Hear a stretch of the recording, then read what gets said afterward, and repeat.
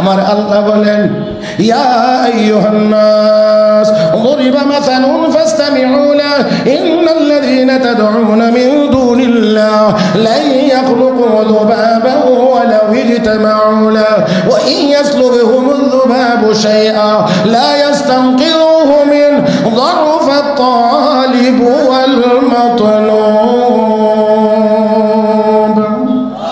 এ দুনিয়ার মানুষ, একটা দৃষ্টান্ত পেশ করছি, মনোযোগ সহকারে শোনো। আমাকে বাদ দিয়ে যত দেবদেবীর পূজা করা হয় সবগুলোকে মিলাইয়া যদি বলা হয় একটা মাসি বানাও, সবগুলো দেবতা মিলেও একটা মাসি বানাইতে পারবে না? না, পারবে না, পারবে না, পারবে না। আমার আল্লাহ আরো নিচে নেমে বলেন মাসি যদি ওই দেবতার সামনে থেকে কোনো ফল ফ্রুট কেড়ে নিয়ে যায়, মাসির হাত থেকে খাবারটাও রক্ষা করার ক্ষমতা তাদের। আমার আল্লাহ তারা নিজেরা দুর্বল, যারা পূজারী তারাও দুর্বল, যার পূজা করা হয় তারাও দুর্বল। এবার ইমানের আওয়াজ জবাব দিতে হবে, আমি আর আপনি যেই আল্লাহর কদমে মাথা নত করি সেই আল্লাহ দুর্বল না সবল? আর একটু মহব্বতে জবান সব খুলেন নাই, আমার আল্লাহ দুর্বল না সবল? قل اللهم مالك الملك تؤتي الملك من تشاء وتنزع الملك ممن تشاء وتعز من تشاء وتذل من تشاء بيدك الخير إنك على كل شيء قدير। সর্বময় ক্ষমতার মালিক, সর্বময় ক্ষমতার মালিক। কাবার ভিতরে 360টা আসল না নকল? আসল না নকল? বিশ্ব নবী গিয়ে দেখলেন 360টা দাঁড়িয়ে আছে। রাহমাতুল্লিল আলামিন বললেন সাহাবীরা রে, আমার হাতে একটা লাঠি দাও। নবীর হাতে লাঠি দেওয়া হয়েছে। নবী সবগুলো মূর্তি ভেঙেছেন, সবগুলো, একটা ছিল অনেক উপরে। সাহাবীকে নির্দেশ দিলেন, সাহাবী আমার কাঁধের উপরে উঠো আর ওইটা ভাঙো, ওইটা ভাঙো। সাহাবী বলেন, নবী গো, আমি আপনার কাঁধের উপরে উঠবো তা কেমন করে হয়? আপনি আমার কাঁধে ওঠেন। রাহমাতুল্লিল আলামিন বললেন, সাহাবী আমাকে সাধারণ কিছু মনে করেছো? আমি যদি তোমার কাঁধে উঠি আর ওহী যদি নাজিল শুরু হয়ে যায়, অস্তিত্ব থাকবে না, অস্তিত্ব থাকবে না। আমি বলছি আমার কাঁধে ওঠো। রাহমাতুল্লিল আলামিন তেলাওয়াত করেন কোরআনের আয়াত, জা আল হক ওয়া যাকাল বাতিল ইন্নাল বাতিলা কানা যাহুকা। এই বলে লাঠি দিয়ে আঘাত করেন, সবগুলো ভাঙলেন, বড়টাও ভাঙাইলেন। এবার কাবা ঘর পবিত্র করলেন, পবিত্র পবিত্র পবিত্র পবিত্র। কি করলেন, কি করলেন, কি করলেন? হ্যাঁ, জোরে জোরে জোরে জোরে। তাহলে তাহলে এবার আসেন, তাহলে মূর্তিগুলো অবশ্যই অপবিত্র।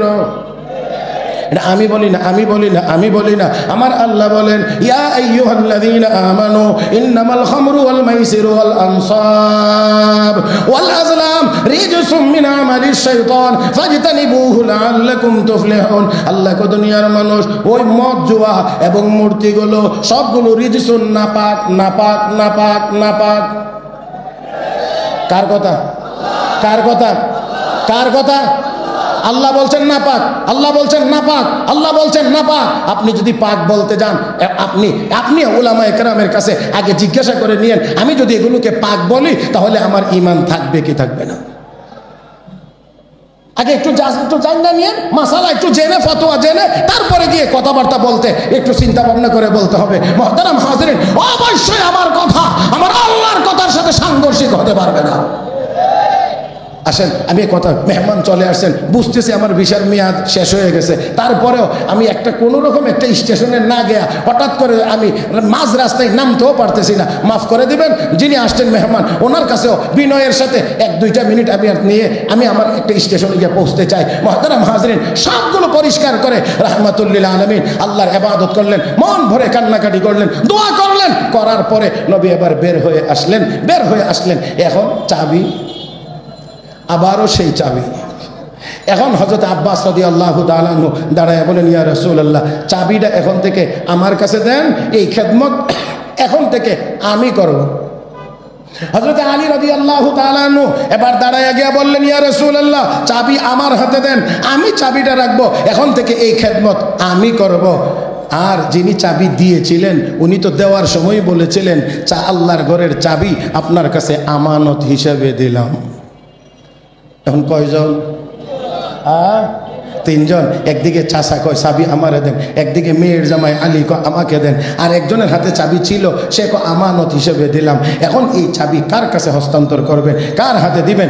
উপস্থিত একটা সাময়িক একটু ছোট্ট সমস্যা যখন দেখা দিয়েছে, আমার আল্লাহ সেই সমস্যার সমাধান দিয়ে আয়াতের বিধানকে চিরকালের জন্য কার্যকরী করে রব্বে করিম আমার তিলাওয়াতকৃত সূরা নিসার 58 নম্বর আয়াত আল্লাহ নাজিল করেছে। এতক্ষণে আয়াত নাজিল হয়েছে। আয়াত নাজিল হওয়ার পরে আল্লাহর হাবিব ওসমান ইবনে তলহাকে ডাকলেন, ডেকে বললেন, ওসমান এই নাও চাবি। আস্তে আস্তে আস্তে। কার কাছে? চাচার কাছেও না, মেয়ের জামাইয়ের কাছেও না, স্বজন প্রীতির সুযোগ নাই। বুঝেন নাই মনে হইতেছে?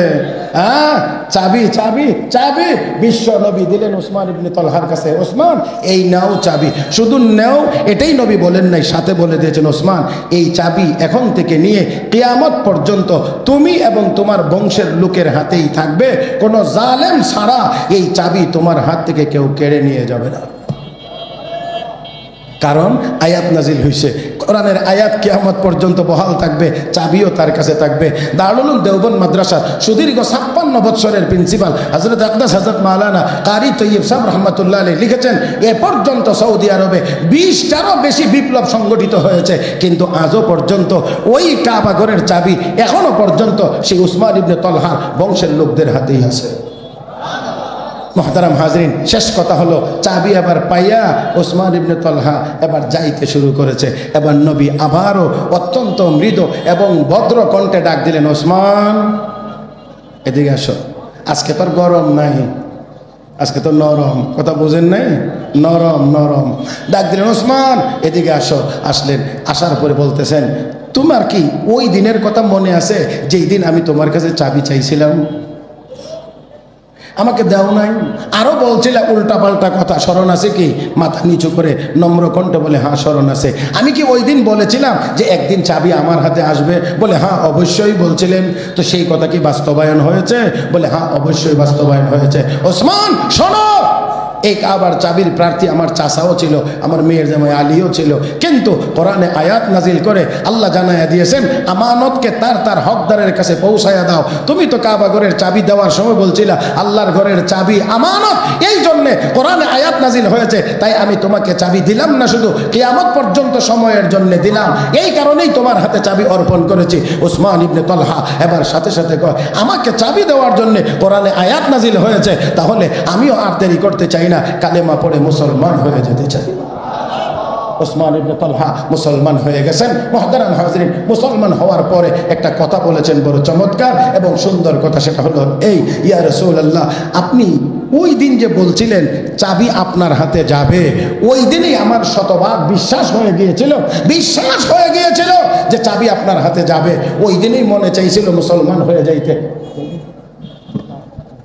মুসলমান হয়ে যাইতে মনে চাইছিল, কিন্তু মুসলমান হতে পারি নাই। শুধু ভয়ে আত্মীয় স্বজন যখনই শুনে আমি মুসলমান হইব তখনই আমাকে হুমকি দেয়, এই জন্য মুসলমান হতে পারি নাই। আর না হয় মনে চাইছিল ওই দিনেই কালেমা পড়তে। তার কারণ আপনি জিন্দেগিতে কোনোদিন মিথ্যা কথা বলেন নাই, কোনোদিন বলবেনও না। আমার ভাইয়েরা, তাহলে আসুন এই প্রেক্ষাপটে আয়াত নাজিল হয়েছে। রব্বে করিম আয়াতের ভিতরে কি বলছেন? ইন্নাল্লাহা ইয়া'মুরুকুম আন তুআদ্দুল আমানাতি ইলা আহলিহা, আমানত সমূহকে তার তার হকদারের কাছে পৌঁছায়া দাও। ওয়া ইযা হাকামতুম বাইনান নাস আন তাহকুমু বিল আদল, মানুষের মধ্যে যখন কোনো বিষয়ের মীমাংসা করবে তো ইনসাফের সাথে মীমাংসা করবে। ইন্নাল্লাহা নি'মা ইয়া'iযুকুম বি, আল্লাহ নিশ্চয় উত্তম উপদেশ দিয়ে থাকেন। ইন্নাল্লাহা কানা সামিআন বাসীরা, আমার আল্লাহ শেষে গিয়ে বলেন, মানছো কি মানছো না, আমার এই বিধানের উল্টা পাল্টা হয়েছে কি হয়েছে না, সব কিছু আমি আল্লাহ শুনি, আমি আল্লাহ সব কিছু দেখি। অতএব কেউ যদি তো রাখে আমার আল্লাহ আমাকে দেখেন, আমার আল্লাহ আমার সব কিছু শোনেন, তাহলে অবশ্যই ওই লোকটি গুনার কাজ করতে পারবে। আল্লাহ রাব্বুল আলামিন আমাদের সবাইকে কথাগুলো বুঝবার এবং আমল করবার তৌফিক দান করুন। মহব্বতের সাথে সবাই বলি আমিন। ইয়া রাব্বাল আলামিন, সুবহানাকাল্লাহুম্মা বিহামদিক, আশহাদু আল্লা ইলাহা ইল্লা আনতা, আস্তাগফিরুকা ওয়া আতুবু ইলাইক।